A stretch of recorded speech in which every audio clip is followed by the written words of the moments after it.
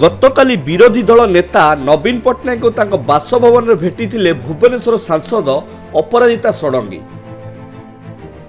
नवीन को स्वास्थ्यावस्था पचारि बुझी अतीत एवं वर्तमान अनेक प्रसंग उपरे ढेर किछि समय बसी आलोचना करथिले। नवीन को आरोग्य कामना करने सह आशीर्वाद नहीं सांसद अपराजिता षडंगी। नवीन को भेटिबा नहीं ढेर किछि समय राजनैतिक चर्चा होइथिला।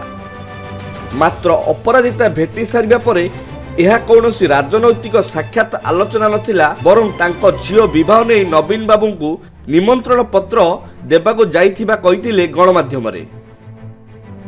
भेटी सारिबा परे अपराजिता और तांको पति नवीन पट्टनायक सह एक फोटो मध्य उठाइथिले, जहा एबे सोशल मीडिया रे भाइराल हेउछि।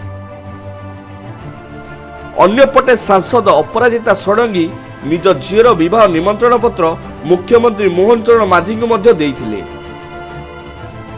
नवीन को भेटिबाकु नै राजनैतिक महल रे अनेक चर्चा एबे चलीछि।